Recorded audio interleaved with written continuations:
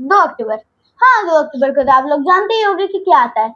जी हाँ, आप लोग यही बोलोगे कि हाँ, गांधी जयंती आती है और आप लोग गांधी जी के बारे में बहुत सारी चीजें जानते भी होंगे। लेकिन क्या आपको पता है 2 अक्टूबर को एक और इंसान का बर्थडे आता है जो कि लॉयल्टी और ऑनेस्टी के बहुत बड़े एग्जाम्पल थे। जी हाँ, मैं बात कर रही हूँ लाल बहादुर शास्त्री जी की। फ्रेंड्स, आज हम बात करते हैं लाल बहादुर शास्त्री जी से जुड़े वो 10 फैक्ट्स के बारे में जो कि आप लोग बहुत कम जानते हैं। तो वीडियो लास्ट तक देखना और आप लोग कितने फैक्ट जानते थे वो हमें कमेंट कर जरूर बताना।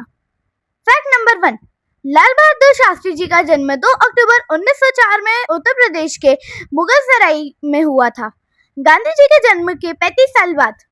फैक्ट नंबर 2, आपको पता है फ्रेंड्स, वो एक फ्रीडम फाइटर भी थे और देश की आजादी के लिए कई बार जेल गए थे।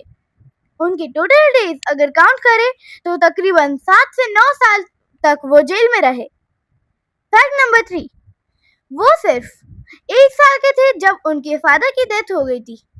गरीबी में पला, संघर्ष में बड़ा हुआ एक बालक जो आगे चलकर भारत का प्राइम मिनिस्टर बना। शास्त्री जी जब छोटे थे तब उनका स्कूल उनके घर से 4 से 5 किलोमीटर दूर था और उन्हें पैदल चलकर जाना पड़ता था।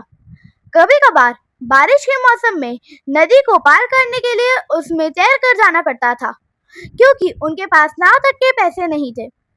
फैक्ट नंबर 4, एक फैक्ट और बताती हूँ जो कि आप लोग बहुत कम जानते होंगे और मैं तो बिल्कुल भी जानती नहीं थी। वो ये है कि शास्त्री जी का एक्चुअल नेम लाल बहादुर श्रीवास्तव था, लेकिन उन्होंने कास्ट सिस्टम खत्म करने के लिए अपना सरनेम छोड़ दिया। जब उन्होंने ग्रेजुएशन किया तो उन्हें शास्त्री टाइटल मिला और वही उनके नाम के साथ जुड़ गया। फैक्ट नंबर 5, जब शास्त्री जी देश के प्रधानमंत्री बने तब उनके घर पर एक कार खरीदने की बात आई।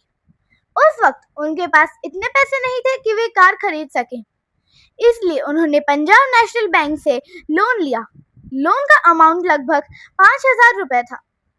सोचिए, वो व्यक्ति जो देश का प्रधानमंत्री था उसने भी कार खरीदने के लिए बैंक से लोन लिया और ईएमआई भरता रहा। यह बात उनकी सच्चाई और ईमानदारी को दिखाता है। और भी इमोशनल बात यह है कि शास्त्री जी की डेथ के बाद उनके परिवार ने वो लोन चुकाया।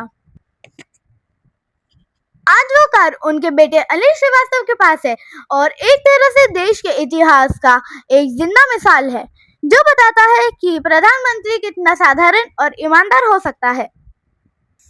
फैक्ट नंबर 6, 1965 में पाकिस्तान ने इंडिया पर आक्रमण किया, कश्मीर पर कब्जा करने की कोशिश की। तब शास्त्री जी प्रधानमंत्री थे।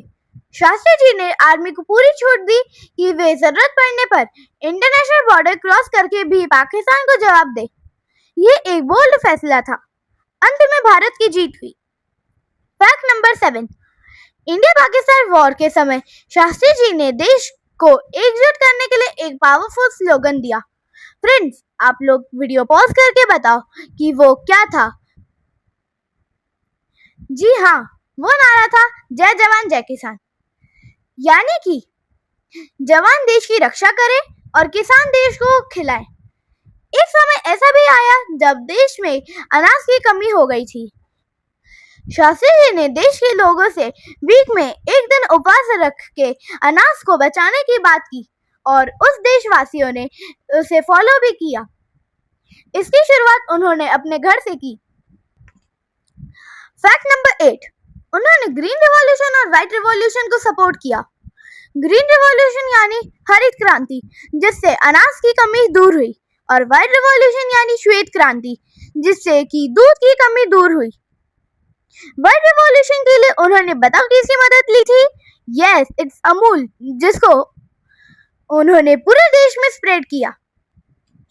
फैक्ट नंबर 9, उनकी मौत 11 जनवरी 1966 को ताशकंद में हुई थी, एक मिस्टीरियस सिचुएशन में, जो कि इंडिया और पाकिस्तान के बीच पीस एग्रीमेंट साइन करने के कुछ घंटों बाद हुई थी। फैक्ट नंबर 10, उन्हें 1966 में भारत रत्न से सम्मानित किया गया और वो पहले व्यक्ति थे जिनको ये अवार्ड मरणोपरांत दिया गया।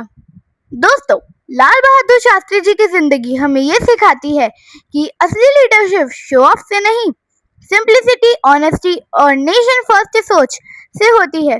2 अक्टूबर को जन्मे 2 असली नायक महात्मा गांधी जी और लाल बहादुर शास्त्री जी को मेरा सादर नमन, जिन्होंने हमें सत्य, सेवा और देशभक्ति का मार्ग दिखाया।